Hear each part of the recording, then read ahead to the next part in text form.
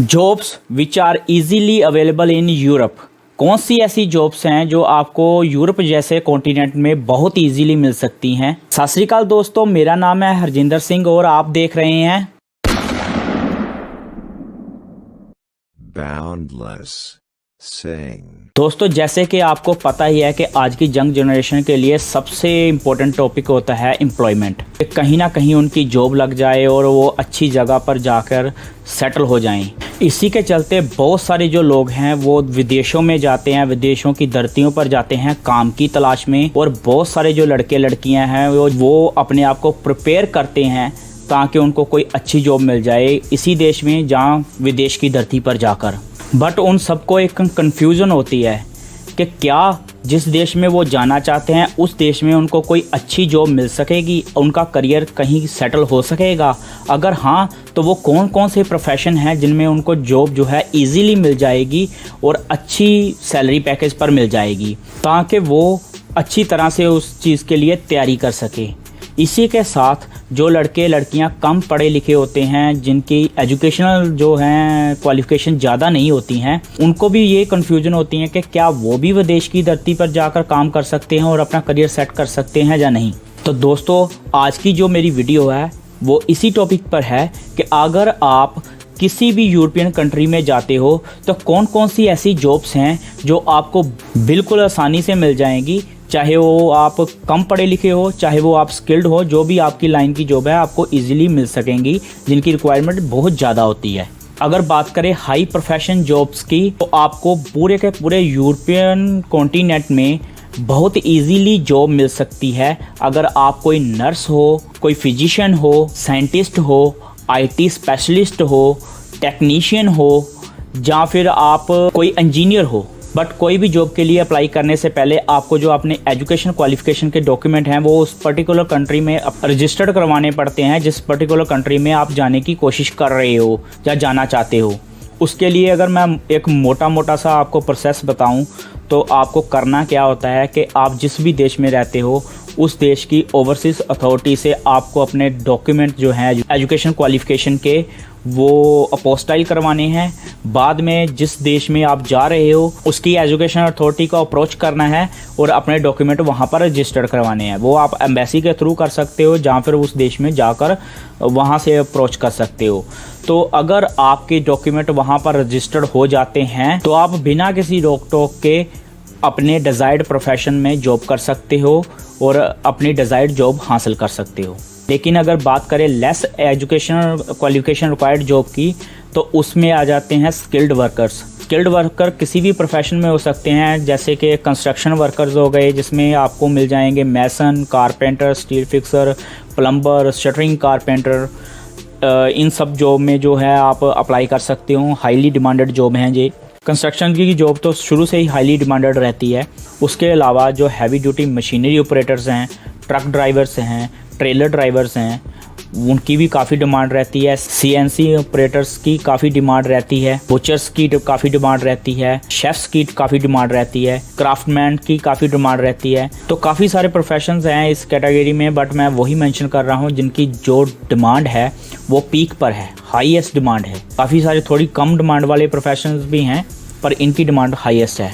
अभी ये जॉब हासिल करने के लिए आपको क्या करना है कि आपके पास सिंपली किसी ITI या किसी ट्रेड टेस्ट सेंटर का डिप्लोमा होना चाहिए। क्वालिफिकेशन आपकी कम भी होगी तो चलेगा, बट ट्रेड टेस्ट सेंटर जहाँ ITI का एक डिप्लोमा या एक सर्टिफिकेट होना चाहिए कि आपने प्रोफेशनली ये जो स्किल है हासिल किया है। तो वो डिप्लोमा डिग्री आपको पोस्टाइल कर लेकर जाना है और उस देश में जिस देश में आप जा रहे हो वहाँ पर जाकर उसको रजिस्टर करवा लेना है, जिससे आपको जो है प्रोफेशनली उसी स्किल में आपको वर्क परमिट मिलेगा और उसी स्किल में आप काम कर पाओगे और आपका एक्सपीरियंस बनता रहेगा। इसके बाद आती हैं वो जॉब्स जिसमें आपको कोई भी एजुकेशन क्वालिफिकेशन की या फिर आपके किसी भी स्किल की ज़रूरत नहीं पड़ती है। आप एक अनस्किल्ड वर्कर हो, जहाँ आपकी एजुकेशन नहीं है, तो भी आप उस कैटेगरी में काम कर सकते हो।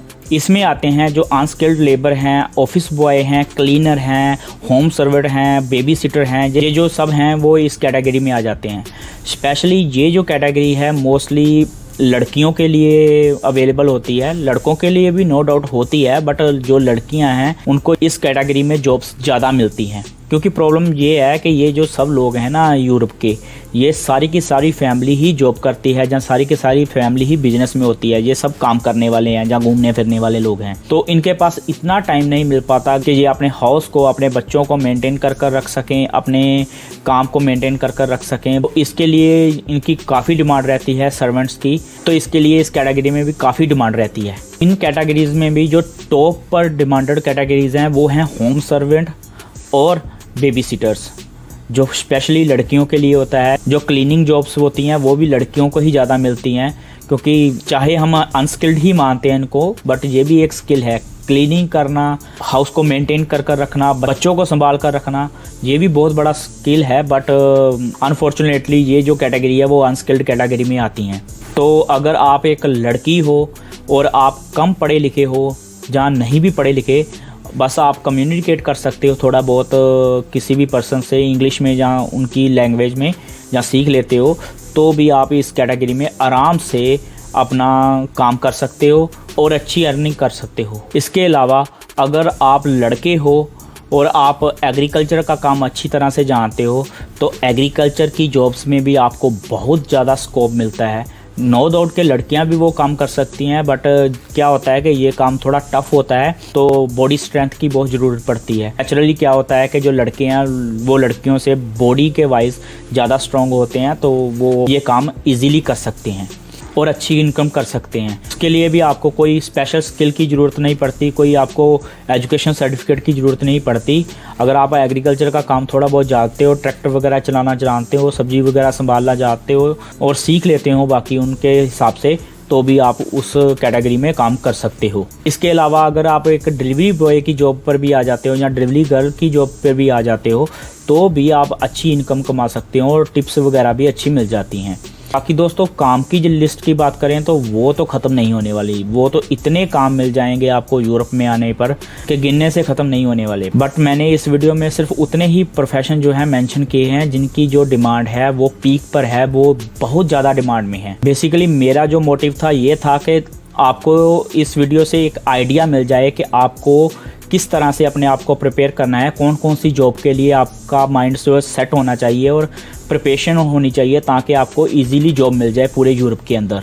और मैं उम्मीद करता हूं कि इस वीडियो से आपको इतना अंदाज़ा तो मिल ही गया होगा कि अगर आप किसी यूरोपियन कंट्री में इजीली जॉब हासिल करना चाहते हो तो आपको किस किस कैटेगरी में अपने आप को प्रिपेयर करना होगा। बाकी दोस्तों, मैं तो उम्मीद यही करता हूं कि अगर आप किसी यूरोपियन कंट्री में जा रहे हो तो एक अच्छी करियर ऑप्शन चूज़ करें और उसी में स्किल हासिल करें, ताकि आपका एक प्रोफेशनल करियर वहाँ पर बन सके और एक्सपीरियंस भी बनता रहे। जिससे क्या होगा कि आपकी सैलरी वगैरह भी इंक्रीज़ होती रहेगी। अगर आपको जॉब चेंज करने की ज़रूरत पड़ती है तो आप उसी कैटेगरी में जॉब चेंज कर जहाँ पर सैलरी छोड़ी है वहाँ से शुरू करवा सकते हो। बाकी इसी उम्मीद के साथ इस वीडियो का करते हैं एंड। अगर वीडियो आपको इन्फॉर्मेटिव लगी हो तो वीडियो को लाइक कीजिए, शेयर कीजिए अपने दोस्तों के साथ, चैनल को सब्सक्राइब कीजिए और बेल आइकन का बटन दबाना मत भूलिए, ताकि मेरी लेटेस्ट वीडियो के नोटिफिकेशन आप तक हमेशा ही पहुंचते रहें। तो चलिए मिलते हैं किसी नई वीडियो में किसी नए टॉपिक के साथ। तब तक के लिए सत श्री अकाल।